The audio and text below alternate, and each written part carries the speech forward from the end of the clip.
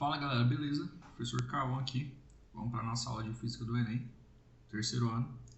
E vamos encerrar aí as nossas aplicações às leis de Newton, né? Nós falamos disso aí bem detalhado nas nossas aulas, trabalhando com as leis de Newton e com as aplicações aí.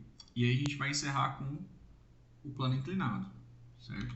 Então, só para relembrar o que a gente viu aí a respeito de blocos que a gente vai falar que estão justos ou justapostos, né? Blocos por cordas. E em ambos os casos a gente podia observar a presença da lei da inércia no eixo Y, né? No eixo Y a gente tem a inércia e no eixo X a gente tinha tanto a lei, né, a dinâmica, quanto entre os blocos aí a gente tinha a ação de um bloco e reação do outro bloco. E isso aqui era análogo, né? Só que o que é análogo? Algo parecido, né? Só que com a presença agora de corda com uma massa desprezível, certo? Então tudo que estava valendo aqui, né, a lei da inércia lá com as forças igual a zero, né, com as forças resultantes igual a zero, né? Claro, aqui, né, especificamente vai ser o que? Fy, né, resultante igual a zero. Bom, o que a gente tinha lá de força resultante igual massa vezes aceleração, ok, né? O que a gente tinha lá de força 1, 2 igual a menos força 2, 1, ok também. A gente utilizou isso aqui, ó. Sempre a gente está utilizando nossas três leis aí, né, ao mesmo tempo praticamente, né? Então, a gente sabe, por exemplo, que em Y, quando a gente não tem movimento, a gente está usando a lei da inércia, né? Só que, claro, para um eixo só. Aqui a gente tem sistema ideal, né? A gente tinha corda de massa desprezível,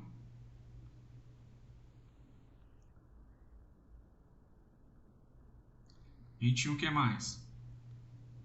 Atrito desprezível, né?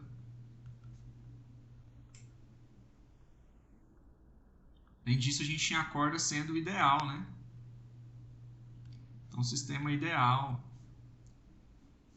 certo? O que é ideal aqui para a corda? Não estica, não dobra, né? Não encolhe, não arrebenta, né? Então, a gente pode pensar esse sistema como sendo ideal. Agora, a gente vai ver sistemas com plano inclinado, né? Eu coloquei aqui duas imagens, as duas figuras dos exercícios que eu coloquei para vocês. E aí a gente vai tentar entender aí como que funciona esse plano inclinado. A gente tinha um bloco no plano horizontal, a gente tinha o quê? A gente tinha um diagrama de forças que era da seguinte maneira. Eu tinha o eixo Y perpendicular ao meu plano horizontal e tinha o eixo X paralelo ao meu plano horizontal. E aí eu tinha, por exemplo, o bloco parado, ele tinha a força peso apontando para baixo, né? Claro. E a normal apontando para cima. Quando eu vou para o plano inclinado, fica mais fácil, né, de resolver os meus problemas se eu colocar no mesmo esquema, ou seja, meu eixo X paralelo ao plano e o meu eixo Y perpendicular. Então aqui, ó, eixo Y perpendicular ao meu plano de movimento, eixo X paralelo ao meu plano de movimento. O que vai alterar aqui? Vai alterar que a minha força gravitacional aí, o peso, ele não vai ser mais somente no eixo Y. E minha força normal? Minha força normal vai. Então, o que acontece quando eu coloco esse bloco numa superfície lisa? O próprio peso dele faz com que esse bloco deslize, certo? Então, aqui, ó, nesse exemplo, a gente tem, por exemplo, a ausência de atrito, eu tenho só essas duas forças. Só que agora, a normal ela é diferente da força-peso, certo? Aqui a normal ela é igual. Se a gente quiser colocar até em módulo, né? O módulo entre elas é igual, né? Certo? Beleza, e o que eu posso falar aqui nesse sistema aqui? Eu posso observar aqui, ó, sistema do mesmo esquema, né? Y em x, claro. E aqui eu posso colocar a mesma coisa, ó. Só que percebam que aqui eu estou falando de x e aqui eu estou falando de y. E agora? O que é mais conveniente? Então eu posso adotar, por exemplo, para cá positivo. Positivo, né? E aí, para continuar, o que eu vou fazer aqui? Eu poderia dizer que aqui é x e que é y. Ok. É um jeito de fazer. Né? Qual que é o outro jeito? É dizer que no bloco 1 eu tenho y em x dessa maneira e no bloco 2 eu tenho y em x da maneira padrão. E o x de 1 equivale... x de y não, né, pessoal? X de 1 equivale ao y de 2, por exemplo. Tá? Então é um jeito aí de descrever o sistema. Tá? Vocês podem descrever da maneira que acharem mais conveniente, acharem melhor para resolver o exercício. E a gente vai focar em resolver esse exercício aqui para a gente entender aí como que vai funcionar a força resultante e aceleração para esse caso. Vamos lá. Então, ó, o exercício que eu trouxe aqui é o exercício exatamente como está lá na apostila de vocês, só que eu alterei alguns valores aí, tá? Diz o seguinte, um corpo de massa 2 kg é abandonado do repouso, ou seja, ele estava parado aqui, num plano inclinado perfeitamente liso, ou seja, ele vai deslizar, que forma um ângulo de 30 graus com horizontal, como mostra a figura. A força resultante sobre o corpo é D. Primeira coisa que a gente vai fazer é o diagrama de forças. O próprio exercício já diz que não tem atrito. Então, ó, quando eu soltar esse bloco, ele vai descer, certo? Então, eu vou adotar x positivo para cá.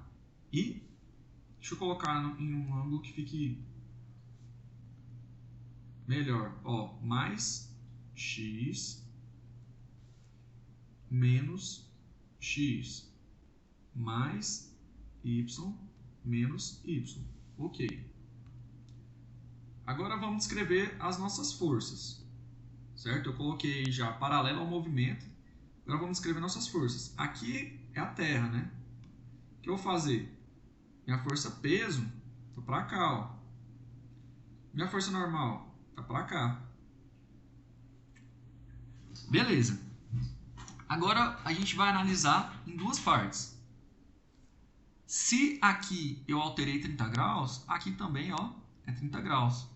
Certo? O que eu preciso então? Eu preciso descrever minhas componentes aí. Quem tiver dúvida como que faz, vocês vão olhar na playlist, tem um videozinho sobre vetores, onde eu explico como que descreve cada componente aí, tá? E aqui eu vou ter quem? P em x e aqui eu vou ter P em y. Então vamos escrever o peso aí, ó. P em x vai ser igual P seno de θ. Certo? E P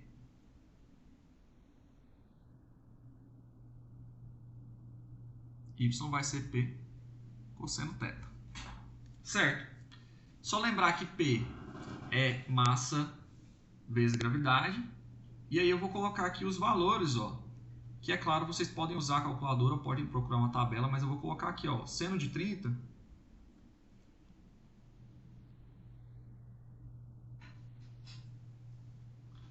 vale, eu vou colocar um valor aqui de 0,5 e cosseno de 30 eu vou colocar o valor aproximado, tá? Não é exato, de 0,8. Então a gente poderia calcular o Px e Py. Já está aqui já. Agora vamos analisar o seguinte. Vamos analisar em cada direção aí, tá? Então, em Y, nesse sistema que a gente adotou, a minha força resultante é igual a zero, certo? Minha força em Y é igual a zero. Então, eu poderia somar essas forças, tá? A força resultante em Y vai ser o quê? Vai ser igual a normal positiva menos a força peso negativa, que é igual a zero. Consequentemente, normal é igual a peso. Né? E esse peso aqui é qual peso? Peso em Y. Então, vamos especificar aqui, ó, peso em Y. Beleza. Agora, em X, eu tenho quem? Eu tenho só PX.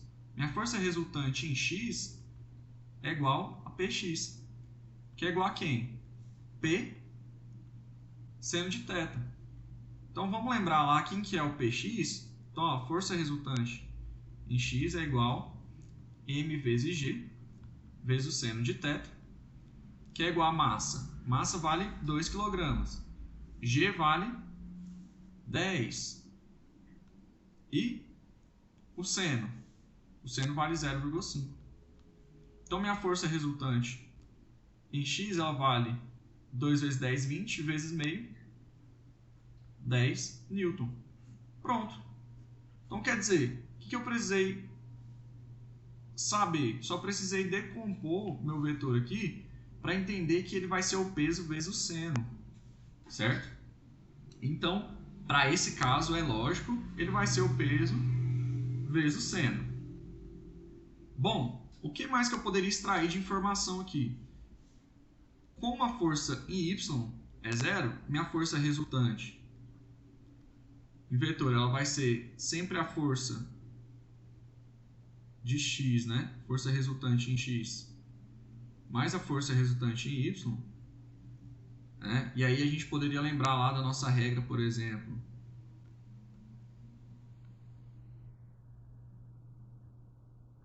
Trocar a cor aqui, caneta. Lembrar lá da nossa regra do quadrado, né? Então, o que vai acontecer? Quando eu elevar esse cara ao quadrado e tirar a raiz dele, eu vou ter que o módulo de F resultante é exatamente igual ao módulo da resultante só em X. Então, aqui, ó, a força resultante sobre o corpo é exatamente os 10 newtons que nós encontramos. Agora, um último detalhe, né? E uma última coisa que a gente poderia encontrar aqui. A gente poderia dizer que a força é igual a massa vezes a aceleração, certo? A força é 10 e a massa é 2, e a aceleração que a gente quer encontrar. Isso aqui dá uma aceleração de 5 metros por segundo ao quadrado. Isso aqui não é exatamente pegar o G, multiplicar pelo seno de θ? Então, ó, continua equivalente, certo? Então, é mais um detalhe aí que o exercício não pediu, mas a gente pode afirmar que a aceleração é de 5 metros por segundo ao quadrado. Tá certo? Então, pessoal, a gente tem aí nossas ideias sobre blocos, né? Como descrever o diagrama de força, tá? E a gente tem aí um exercício resolvido, que é um exercício que vocês podem resolver bem rápido, né? Se vocês lembrarem aqui, ó, da sacada. Ah, é só pegar aqui, para esse caso, multiplica o G pelo seno do θ. Você já tem a aceleração. Ah, então multiplica isso pela massa, você já tem a força resultante. Não precisa fazer toda essa descrição que eu fiz aqui. Por exemplo, esse exercício poderia ser cobrado em vestibular, que vocês conseguem resolver ele sabendo desses detalhes, né? Sabendo desse detalhe aqui, sabendo desse detalhe aqui, vocês conseguem resolver ele em praticamente 1 minuto. Só pegar 10 e multiplicar por meio, vocês têm a aceleração. Depois multiplicar pela massa por 2, vocês têm a força resultante, certo? Então, eu fiz mais detalhado, mas vocês conseguem resolver ele mais rápido. Então é isso, pessoal. São todos os detalhes aí que a gente pode ver a respeito do nosso plano inclinado. Boa sorte nos exercícios e até a próxima.